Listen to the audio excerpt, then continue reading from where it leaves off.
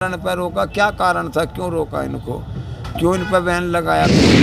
Mecca Medina में कोई जाने दे रहा है? अभी तुम्हारे पास कितनी वीडियो आई भाई, थूक लगा कर रोटी बना रहे हैं, बाथरूम करके जूस पिला रहे हैं, तुमने खुद सुना होगा वीडियो जी। तो इस आधार से लोगों ने उस पर ऑब्जेक्शन उठाया। इसमें लंगर जो चल रहा है तो लोग कहते हैं कि लंगर नहीं खाना चाहिए, इस पर राय क्या है? भाई देखो, वो मैंने अभी बताया कि लंगर खाना नहीं चाहिए। इसमें लंगर कराने वाले का भी और पाने वाले का भी, दोनों का ही भला होता है, दोनों का ही पुण्य बनता है। ठीक है। अब उसने किस विचारों पे बोला, अभी हम वही कह रहे हैं, हम उस बात का हम खंडन करते हैं कि भाई लंगर क्यों नहीं खाना चाहिए। ये देखो छोटे छोटे बच्चे, आप इनकी वीडियो बनाओ, लंगर खा रहे, खाली पेट बेचारे बच्चे हैं, ये खा रहे हैं, ये देखो भूखे पेट है, इनका पेट भर जाएगा तो ये हमको भी आशीष मिलेगा और उनका पेट भर गया तो दोनों का भला होया कि नहीं हुआ? आप उनको 1 मिनट मेरे को छोड़कर इनके बच्चों की वीडियो बना कर लाओ, है ना भाई। ये बच्चे खा रहे हैं तो क्या इनके पेट में जाएगा, अन्न जाएगा, इन बच्चों में, हमारे बच्चों में एनर्जी बनेगी। ये हमारा बच्चा भविष्य है भारत का, गरीब घर का बच्चा है, अगर उसे बढ़िया रोटी खाने को मिले वो भी ताकत बनेगा, कहीं जाकर खेल में भाग लेगा, हमारे देश को मेडल जिता कर लाएगा। खाली पेट क्या करेगा? नहीं, बात सही है महाराज जी, मगर एक संत महाराज जी हैं, पीला सा वस्त्र किए हैं, यूट्यूब पर देख रहे हैं, उन्होंने कहा कि लंगर पानी नहीं खाना चाहिए। मैं इसलिए सवाल कर दिया आपसे। अब भाई देखो, ये अज्ञानता को हम कोई वो नहीं कर सकते, उसका हम जो है समर्थन नहीं कर सकते, अज्ञानता का। ठीक है जी। वो उसने अपने ये अज्ञानता का परिचय दिया है, ज्ञान का परिचय नहीं, अज्ञान का परिचय दिया। हमारे कोई आज ये कोई इसी कुंभ में लंगर चल रहे हैं क्या, या इसी कुंभ में हमने शुरुआत की है? लंगर भंडारे ये तो आदि अनादि से चलते आ रहे। भगवान कृष्ण जी ने भी महाभारत में जब यज्ञ से पहले लंगर चलाया जी। तो उसमें एक कहानी भी देते हैं, गीता में लिखी है कि एक पता नहीं कौन आया, वो नेवला, उसने झूठ खाया तो उसका आधा शरीर सोने का हो गया उस नेवले का, खाली लंगर खाने से जी। उस नेवले का शरीर आधा सोने का हो गया जी।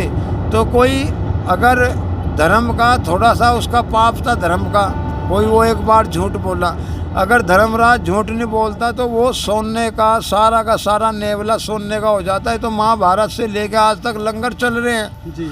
तो हम अब इतने ज्ञानी कब से हो गए कि भाई हम जो है इसको पाप और पुण्य का फैसला वो महात्मा करने लगा। कैसे कर देगा वो पाप और पुण्य का फैसला? अब से 1000 साल पहले लोग पाप और पुण्य भी खरीदते थे, इतने विद्वान लोग होते थे। भाई तूने कितना दान किया कि मैंने वो गया जी, उसको फिर उसकी कुंडली देखते थे ब्राह्मण लोग या महात्मा लोग, वे कुंडली देख कर बताते थे कि इसके पास इतना पुण्य है, तो वो पुण्य लोग राजा खरीदते थे उसको पैसा दे के। आई समझ में? वो कैसे फैसला कर देगा पाप और पुण्य का? भाई पाप, इसको खाने से पाप होगा, इसके खाने से पुण्य मिलेगा, नहीं कर सकता ना जी।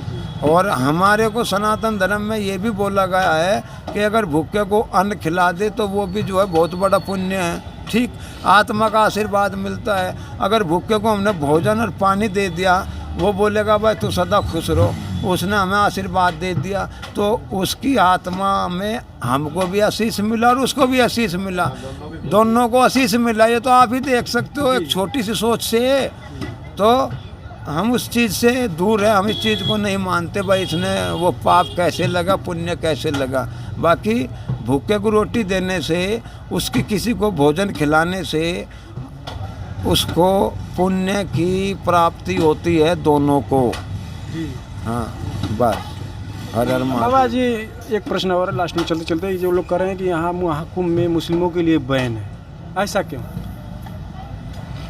भाई कुछ ये बड़े लोग हैं, उनके पास दिमाग है, जहाँ से हमारी सोच बंद होती है दिमाग की, उनकी सोच वहाँ से एक हाथ बिलान से ऊपर से स्टार्टिंग होती है उन सोच के। इस विषय पे तो मैं नहीं कह सकता, आप खुद भी तो अंदाज़ा लगा लो। इस विषय पे हमें प्रश्न करना ही क्यों है कि भाई मुसलमान क्यों कुंभ में एंट्री, तेरे मक्का मदीना में जाते हैं, खाली सारी आफत हिंदुओं पे ही है क्या यहाँ? मक्का मदीना में कोई जाने दे रहा है। अभी तुम्हारे पास कितनी वीडियो आई भाई, थूक लगा कर रोटी बना रहे हैं, बाथरूम करके जूस पिला रहे हैं, तुमने खुद सुना होगा वीडियो। जी। तो इस आधार से लोगों ने उस पर ऑब्जेक्शन उठाया, भाई कहीं महात्माओं को भी मुँह उतर थूक पिलाए, कोई तुमको मुँह उतर थूक पिलाएंगे, पी लोगे क्या आप? तो यही कारण होगा मेरे को, और इससे ज़्यादा तो मैं क्या बोल सकता हूँ। मेरे हिसाब से तो यही हो सकता है, और इससे ज़्यादा नहीं। हर साल को हर कुंभ में नहीं आते, ये हर कुंभ में आते हैं ना। जी जी फिर जी। तो इसके विषय में हमें ज़्यादा नॉलेज भी नहीं, हम तो भाई जंगल में रहते हैं, गुफाओं में रहते हैं, हमें ज़्यादा कोई इस विषय पे ज्ञान नहीं है। क्यों रोका, किस कारण पर रोका, क्या कारण था, क्यों रोका इनको, क्यों इन पर बैन लगाया कुंभ में, बस इसका ना हम समर्थन करते ना हम इसका खंडन करते। महाराज जी लास्ट में चलते चलते अपने अखाड़े से लोग आए हैं आप लोग इस कुंभ में, तो इस समय तो सारे जगह का जो अखाड़ा है, जिसका मंदिर है, जो लोग रहते हैं, इस समय उन लोगों का अखाड़ा और मंदिर खाली पड़ा होगा ना, सब लोग साधु महात्मा इसमें आ गए हैं। नहीं ऐसी बात नहीं है, वहाँ कोई ना कोई आरती पूजा जोत बत्ती करने वाले रहते हैं। जी हाँ, बहुत बड़ा देश है ये, बहुत जनता है इसमें, साधुओं के पास। अब हम यहाँ पे आ रखे, हमारे पास अब भी 8-10 साधु हैं, और वे कुंभ में से कल 2 साधु गए, वे 8-10 को भेज देंगे।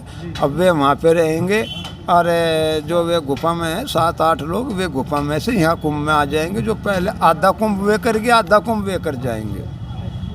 जी महाराज जी यहाँ पे नागा साधु भी लोग आए हैं, आप लोग भी आए हैं, उन लोगों को कुछ लोग दूसरे नज़र से देखते हैं, ऐसा क्यों देखते हैं? कौन लोग? जैसे पब्लिक कुछ होती है ना कि अब वहाँ पे स्त्री भी पुरुष भी लोग जा रहे हैं, वैसे स्नान धारण करके लोग टहल रहे हैं। वो तो देखो, अब देखने का नज़रिया है, उसको तो कौन चेंज कर सकता है। बाकी हमारी तो नज़र ऐसी, हम स्त्री और पुरुष में हमारा कोई भेदभाव नहीं है।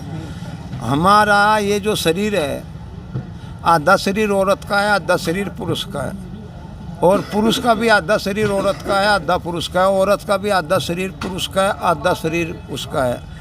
तो फिर वो देखने का नज़रिया तो कोई बनता ही नहीं है।